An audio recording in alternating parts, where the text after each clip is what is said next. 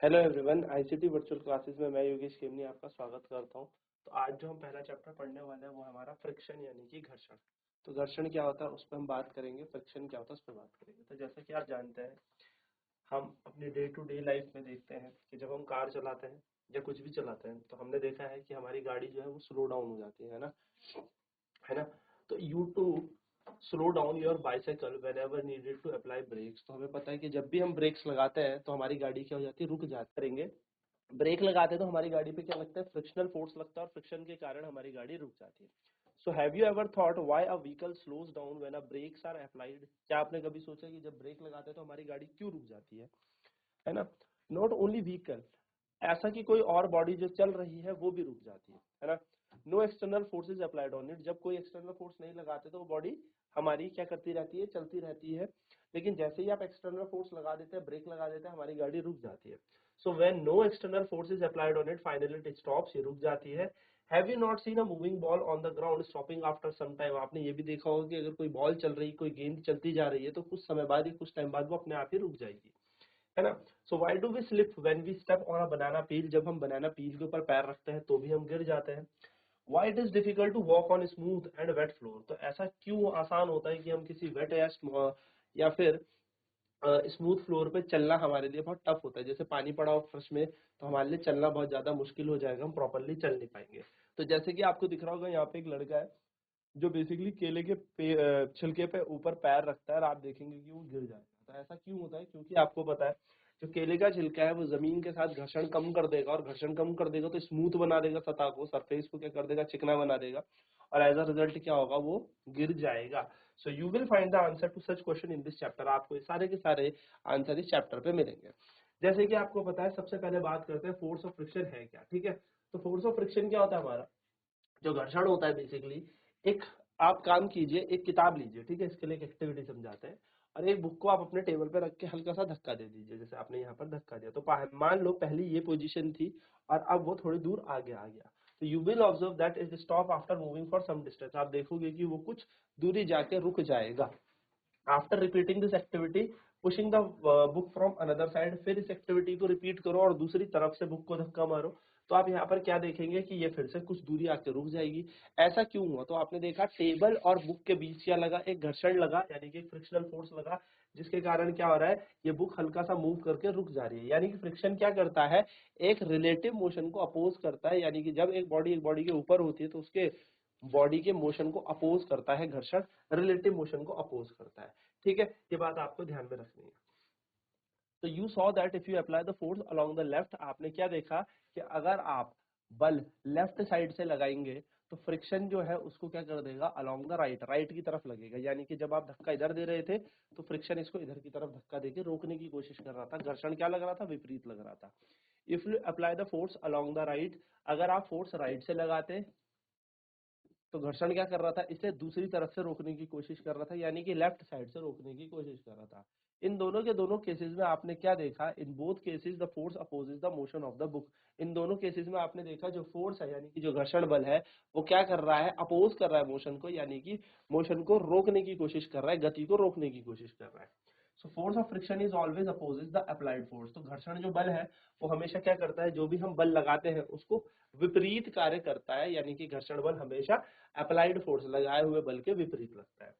तो in the above activity हमने क्या देखा, द फोर्स ऑफ फ्रिक्शन, यानी कि हमने ये देखा कि वो जो सरफेस पे, यानी कि जो घर्षण बल लग रहा है किसी सतह पे, जैसे कि किताब और उस टेबल के ऊपर, वो क्या कर रहा है, उस बुक की मोशन को रोकने की कोशिश कर रहा है।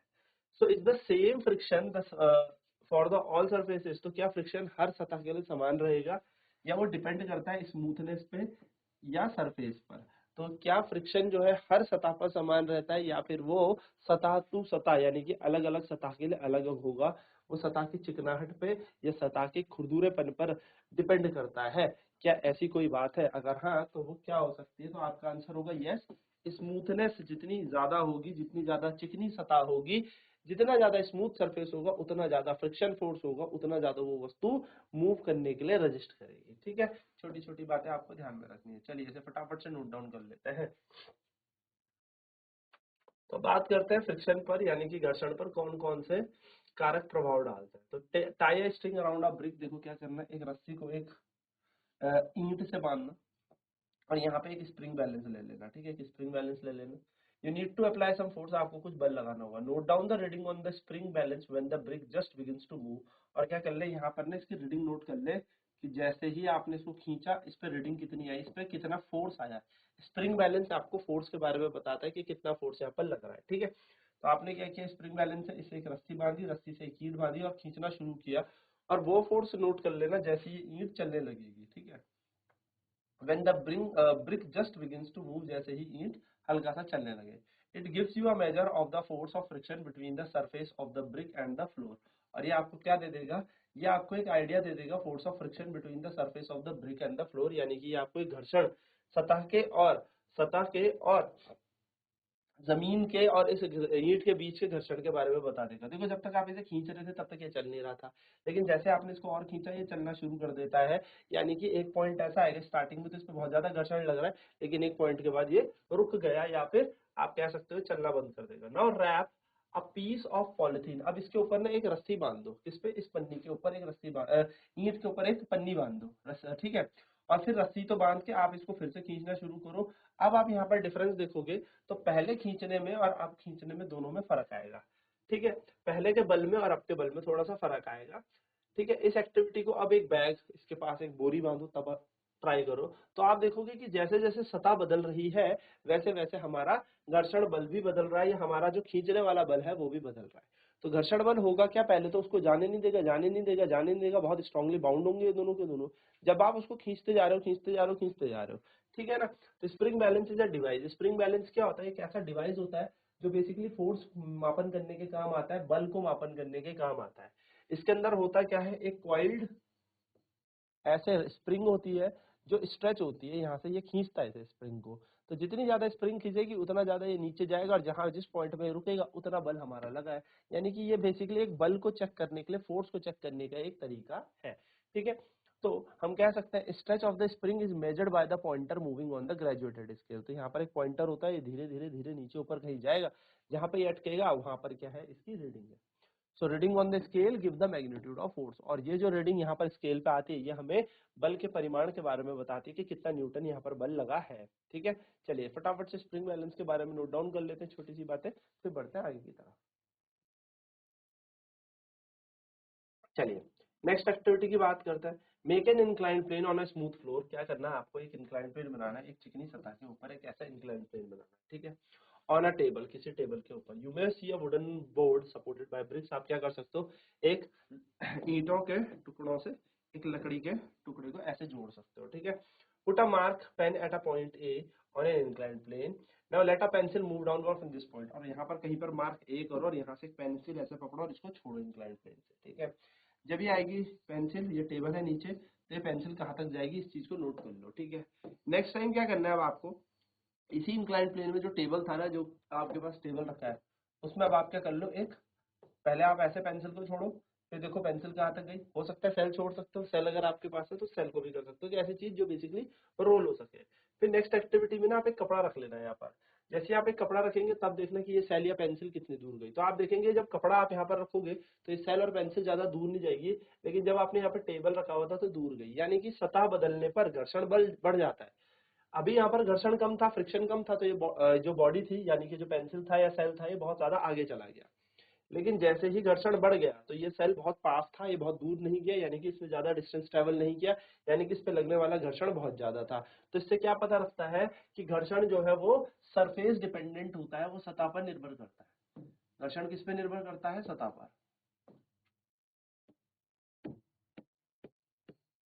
सरफेस पे डिपेंड कर रहा है ना। यहाँ का सरफेस थोड़ा सा रफ सरफेस हो जाएगा, यानी कि थोड़ा सा खुरदुरी सतह हो जाएगी, यहाँ थोड़ा सा स्मूथ सरफेस है, इसलिए बॉडी आगे जा रही है, ठीक है। In which case is the distance covered is minimum, आप देखो किस केस में जो इस सेल ने जो डिस्टेंस ट्रेवल किया है यहाँ पर या यहाँ पर, तो वो कम है, तो आप देखोगे जब कपड़ा था तब कम था, है ना। So why this distance covered by the pencil sell different every time, आप देखो इसके बाद आप यहाँ पर क्या कर दो, रेत डाल दो, रेत डालने के बाद पेन को भेजना, तो आप देखना हर बार क्या हो रहा है, कुछ ना कुछ आप जैसे जैसे जैसे जैसे खुरदुरी सतह बढ़ा रहे हो वैसे वैसे वैसे वैसे ये डिस्टेंस कम नाप रहा है। तो इसका मतलब क्या है, सतह पर घर्षण निर्भर करता है। जितना ज्यादा रफ सरफेस होगी, जितनी ज्यादा खुरदुरी सतह होगी, घर्षण उतना ज्यादा होगा, उतना ज्यादा यहाँ पर विपरीत बल लगेगा इस सेल के ऊपर। So does the distance covered depend upon the nature of the surface? Yes, the distance covered depend upon the nature of the surface। यानी कि जो दूरी यहाँ पर तय की गई है सेल द्वारा, ये सतह के, मैं कह सकता हूँ, ऊपर निर्भर करती है। ठीक है, कह सकते हैं कि जो स्मूथनेस है किसी सतह की, वहां पर सेल का डिस्टेंस जो है वो कम इफेक्ट हुआ है, वो बहुत ज्यादा आराम से दूर जा चुका है। यानी कि हम यहाँ पर क्या कर सकते हैं, आप चाहो तो इसके ऊपर एक सैंड पेपर रख दो, एक रेगमार जिसे कहते हैं, उसके ऊपर करके ट्राई करो, आप वहां पर भी देखेंगे कि सेल ये बहुत कम दूर जाएगा। ठीक है, भेजना मार के सही है, फेंकना नहीं है, बस छोड़ना है। ठीक है, तो कहने का मतलब क्या है, जो फ्रिक्शन है वो किस तरह से लगता है, तो फ्रिक्शन जो है वो सतह की इरेगुलरिटीज से लगता है, यानी कि अनियमितता से लगता है। एक सतह जो खुरदुरी है, जिसके अंदर बहुत ज्यादा अनियमित कण लगे हुए हैं, वो कण क्या कर रहे हैं, ऊपर वाली वस्तु पर घर्षण लगा रहे हैं, जिसके कारण वो वस्तु चल नहीं पा रही है। ठीक है, so even those surface which appear very smooth have large number of minute irregularities on them। हमें लग रहा है कि कपड़ा तो बहुत स्मूथ है, बहुत चिकना है, लेकिन ऐसा नहीं होता, उसके अंदर भी बहुत ज्यादा इरेगुलरिटीज होती है, जिस कारण क्या हुआ, ये सेल ज्यादा दूरी नहीं चल पाया, इस पे घर्षण ज्यादा लगा। ठीक है, irregularities on the surfaces lock them into one another. जो इरेगुलरिटी होती है वो एक दूसरे पर लॉक कर देती है, और जब हम अटेम्प्ट करते हैं किसी भी सतह पर मूव कराने के लिए, तो यहाँ पर बहुत ज्यादा फोर्स लगाना पड़ता है हमें इसके ऊपर चलाने के लिए, क्योंकि यहाँ पर ये जो क्या है, सतह इसको लॉक कर देगी एकदम अपने ऊपर, तो ये जाने नहीं देगी आगे तक। तो जितनी ज्यादा खुरदुरी सतह, उतना ज्यादा लॉकिंग हो जाएगी, उतनी ज्यादा लॉक करेगा, और ये बॉडी आगे नहीं जाएगी। तो रफ सरफेस यानी कि खुरदुरी सतह के अंदर बहुत ज्यादा नंबर या फिर वो तो बहुत ज्यादा संख्या में इरेगुलरिटीज होती है, यानी कि यहाँ पर क्या होती है, अनियमितता बहुत ज्यादा होती है। So the force of friction is greater. तो जो बल है घर्षण का वो ज्यादा होता है यदि रफ सरफेस यहाँ पर इन्वॉल्व हो, यानी कि खुरदुरी सतह अगर यहाँ पर हो। ठीक है, तो काफी इंपॉर्टेंट बात है, आपने क्या जानी, जितनी ज्यादा खुरदुरी सतह, उतना ज्यादा, जितनी ज्यादा खुरदुरी सतह होगी, उतना ज्यादा क्या हो जाएगा, घर्षण बल हो जाएगा, और जितना ज्यादा घर्षण बल होगा, वस्तु उतनी मुश्किल से आगे की तरफ बढ़ेगी, उतना ज्यादा हमें फोर्स लगाना पड़ेगा इस वस्तु को आगे चलाने के लिए, क्योंकि घर्षण हमेशा विपरीत लगता है और आपके मोशन को अपोज कर रहा है, यानी कि आपकी गति को क्या कर रहा है, रोकने की कोशिश करता है घर्षण। चलिए नोट कर लें इसे। तो आप यहाँ पर देख पा रहे होंगे, एक किताब रखी है ना, एक बुक रखी है, किसके ऊपर रखी है, टेबल के ऊपर रखी है। तो देखो यहाँ पर ये दोनों आपस में कांटेक्ट है ना, यहाँ पर ये कांटेक्ट है एक दूसरे के ऊपर। तो जब हम इसको जूम करके देखेंगे तो आप देखोगे कि जो कॉन्टेक्टेड एरिया है, यानी कि जो सरफेस है, ये इस तरीके से आपस में लॉक्ड है, क्योंकि ये टेबल है, नीचे देखो ये टेबल है और ये किताब है, तो ये आपस में एक दूसरे के साथ क्या कर रही है, लॉक हो रखी है। अगर हम बहुत ज्यादा जूम करके देखेंगे तो एक दूसरे के साथ लॉक हो चुकी है, क्योंकि यहाँ पर इरेगुलरिटी है। बुक भी हमारी एकदम स्मूथ नहीं, एकदम चिकनी नहीं है, एकदम प्लेन सरफेस नहीं है, और टेबल भी हमारा एकदम प्लेन नहीं है। बहुत जूम करके देखेंगे तो टेबल भी हमें ऐसा दिखेगा। तो इन दोनों के बीच क्या है, इंटरलॉकिंग है। इन दोनों के बीच इंटरलॉकिंग होने के कारण इन दोनों के बीच क्या है, ये कण आपस में अच्छे से एक दूसरे को लॉक कर चुके हैं। अब हम फोर्स लगाएंगे तो ये कण क्या करेंगे, जो इंटरलॉकिंग है इसे तोड़ना पड़ेगा, और तोड़ने के लिए हमें ज्यादा बल लगाना पड़ेगा, क्योंकि यहाँ पर क्या लग रहा है, घर्षण लग रहा है, क्या लग रहा है, फ्रिक्शन लग रहा है। So we see that friction is caused by interlocking of irregularity। तो हमने क्या देखा, जो घर्षण लगता है वो किस कारण लगता है, इंटरलॉकिंग के कारण लगता है। तो it is obvious that force of friction will increase if the surface are pressed harder. तो इससे ये भी पता लग गया कि यदि मैं इसको नीचे की तरफ ज्यादा दबा दूं सरफेस को, तो ये चलाना बहुत मुश्किल हो जाएगा, बहुत ज्यादा। अगर मैं इसको धक्का दे दूं नीचे की तरफ, तब बोलूं चलाओ, तो आगे चलाना मुश्किल है, क्योंकि इंटरलॉकिंग है, बहुत ज्यादा इंटरलॉक्ड हो चुके होंगे। तो यहाँ पर हम ये कह सकते हैं कि dragging a mat when nobody sitting on it and when a person is sitting on it. तो आप एक मैट को खींचो, जब वो किसी उस पर कोई नहीं बैठा तो आप उसको थोड़ा खींच लोगे आसानी से, लेकिन जब आप उसके ऊपर किसी को बिठा दोगे, तब बोलो खींचो, तो खींचना थोड़ा मुश्किल हो जाएगा। कारण क्या है, क्योंकि इस टाइम जो है, जब कोई इसके ऊपर बैठा होगा तो ऊपर से प्रेस्ड होगा, ऊपर से प्रेस्ड होगा, तो लॉकिंग बहुत ज्यादा हो रही होगी, और ज्यादा हो रही होगी, और हम वहां पर बहुत ज्यादा बल लगाना पड़ेगा उसको खींचने के लिए। ठीक है, तो हम अपना एक्सपीरियंस यहाँ पर थोड़ा सा रिकॉल कर लेते हैं।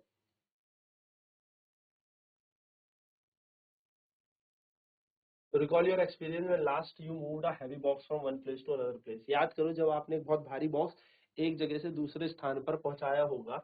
सो आपने क्या किया है, जब आपने एक भारी बॉक्स एक स्थान से दूसरे स्थान पर पहुंचाया, तो आपने एक एक्सपीरियंस किया होगा कि कौन सा बहुत आसान है ना। If you have you ever if you have no such experience, get that experience now. What is easier to move a box from rest or move a block when it's already in motion? तो अगर आपको ये याद नहीं तो आप एक try करो कि एक बॉक्स को धक्का दो, स्टार्टिंग में रेस्ट में था तब धक्का दो, और अगर वो चल रहा है तब धक्का दो, तो आप देखोगे कि चलते हुए बॉक्स पे कम धक्का लगा के वो आसानी से चल रहा होगा, लेकिन किसी हैवी बॉक्स को स्टार्टिंग पे लेके जाना थोड़ा सा मुश्किल होगा, यानी कि स्टार्टिंग में रेगुलरिटीज और लॉकिंग बहुत ज्यादा होगी। जब लॉकिंग बहुत ज्यादा होगी तो उसको तोड़ने के लिए भी एक भारी मात्रा का बल आपको चाहिए होगा, तब जाके आप उस लॉकिंग को तोड़ सकते हो। पर अगर मैं बात करूं पहले से ही मूव कर रहा है तो पहले से वो इरेगुलरिटीज को ब्रेक कर रहा होगा, और सारी की सारी इरेगुलरिटीज ब्रेक हो रही होंगी, तो आप आसानी से धक्का दे सकते हो या खींच सकते हो। तो कोई चलती हुई वस्तु को चलाना बहुत आसान है कंपैरेटिवली कोई रुकी हुई वस्तु को चलाना, क्योंकि रुकी हुई वस्तु यानी कि जब वो विराम अवस्था में होगी तो उसके बीच लॉकिंग बहुत ज्यादा होगी, घर्षण बहुत ज्यादा होगा, और वो इजिली मूव नहीं करेगा, आपको बहुत ज्यादा बल लगाना पड़ेगा। ठीक है, so force required to overcome friction at that instant on an object start moving from rest is measure of static friction. तो जब कोई वस्तु रुकी हुई है, अगर आपको उसको चलाना है, तो जो उस वस्तु को चलाने के लिए आपको बल लगा रहे हो तो उसका अपोज भी तो कर रहा होगा ना कोई। देखो इंटरलॉकिंग हुई रखी है, मान लो यहाँ पे कोई बॉडी रखी है, आपके आगे किताब रखी है और उस पर आप फोर्स लगाओ हल्का सा, क्या वो किताब चलेगी? नहीं। और लगाओ, नहीं चलेगी। और लगाओ, चलेगी। अब चलना शुरू करेगी कि बहुत ज्यादा लगाओगे, यानी कि इससे पहले जो फोर्स आप लगा रहे थे वो कहाँ गया? वो चला गया घर्षण बल द्वारा बैलेंस हो गया, यानी कि घर्षण बल ने उसे कट कर दिया। तो घर्षण बल जब कोई वस्तु विराम अवस्था में हो तब लगे, उसको कहते हैं हम लोग स्टैटिक फ्रिक्शन, यानी कि स्थैतिक घर्षण। ठीक है, तो ये बात याद रखना, छोटी सी बात है। तो आज की क्लास में हमने बेसिकली फ्रिक्शन के बारे में जाना कि घर्षण क्या होता है। अब नेक्स्ट क्लास में थोड़ा मैं आपको इसके बारे में आइडिया दूंगा कि जब कोई वस्तु चल रही होती है तो चलती हुई वस्तु पे जब आप बल लगाओगे तो किस तरीके से गति करेगी, और उस टाइम कौन सा फ्रिक्शन लगता है जिसको हम काइनेटिक फ्रिक्शन कहते हैं, गतिज घर्षण कहते हैं। तो आज की क्लास में इतना ही। आईसीटी वर्चुअल क्लासेस में जुड़ने के लिए धन्यवाद। आपका दिन शुभ।